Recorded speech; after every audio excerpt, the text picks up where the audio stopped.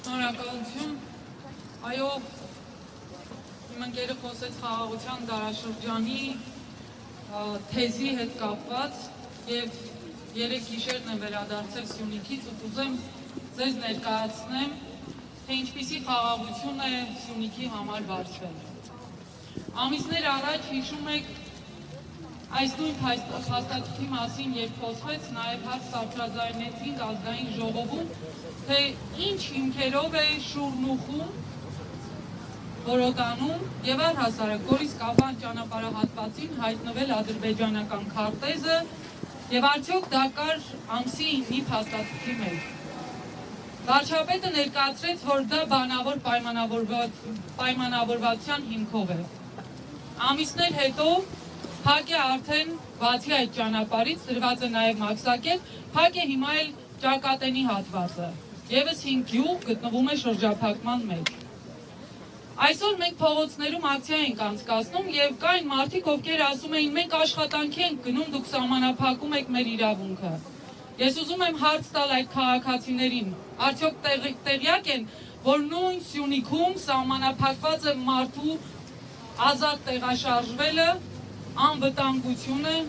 ոտնահարված է կյանքի իրավունքը եւ այդ մարդիկ անգամ իրենց մի կտոր հացի համար չեն կարող իրենց բնակավայրից դուրս գան։ Բացարձակ կտրված են եւ ակնկալում են, որ պետք է Երևան քաղաքի տակուկ անկյուններում նստած մարդիկ դուրս գան եւ իրավատեր լինեն, հայրենատեր լինեն, պահանջատեր լինեն։ Մենք շարունակելու ենք ակցիան։ Այսօր բացի կառավարությունում այս փաստաթղթի հանձնելուց, նաև պետք է փաստաթուղթ հանձնենք ազգային ժողով, որը համարվում է գերագույն մարմին, որը համարվում է խորհրդարանական երկրում կարևորագույն, այսպես ամբիոն, բայց կարծես իրենց ոչ մի բան չի վերաբերում, հա? Եվ նաև նախագահային պետք է հանձնենք։ Այնուհետև պետք է օրը ամփոփենք ժամը 17:00 Հանրապետության հրապարակում մեծ հանրահավաքով։ Ես խնդրում եւ կոչ եմ անում բոլորին, միացեք այս ակցիաներին, որոնք լինելու են շարունակական, որոնք լինելու են ամեն օր։ Սա չի լինելու այնպես, որ ելանք, այստեղ կանգնեցինք, խոսեցինք եւ վերջ։ Եթե անգամ գեթ մեկ մարդ մնամ, դուրս եմ գալու եւ պահանջեմ երկրի անվտանգության հարցով զբաղվել։ Եթե մենակ մնամ, էլի դուրս եմ գալու փողոց ու պահանջեմ,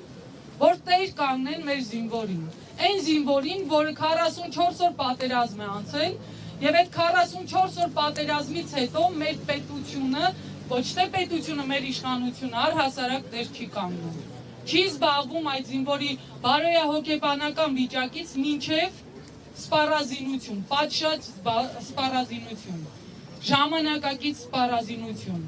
Ոչ մի հարցով չի զբաղվում, հենակետերի ստեղծումից եւ մնացածից։ Եվ գիտեք, երբ որ հեռու ենք, մենք այդ ամեն ինչը չենք տեսնում, մենք այդ ամեն ինչից հեռու ենք։ Հիշեք, այսօր է հեռու, վաղը շատ մոտ է լինելու։ Եվ դրա համար ամեն մեկը պետք է ձեր համար, այդ մեկը ես եմ եւ դուրս եմ գալու սկզբունքով, դուրս գաք եւ պահանջեք փաստաթղթի ներկայացում եւ առանց որևէ մի փաստաթղթի ներկայացման այսուհետ հայ ժողովրդի անունից չստորագրել, որովհետեւ ինչպես տեսնում ենք եւ ամենակարևորը նա է, որ բանավոր որևէ պայմանավորվածության այսուհետ հայ ժողովրդի անունից չունենալ։ Ինչպես տեսանք, բանավոր պայմանավորվածության արդյունք է, որը դեռ կարելի է կասկածել Գորիս-Կաբան ճանապարհահատվածը եւ Ճակատենի 5 գյուղերի հատվածը, որտեղ դրված է մաքսակետ եւ որևէ գյուղացի չի կարող այդ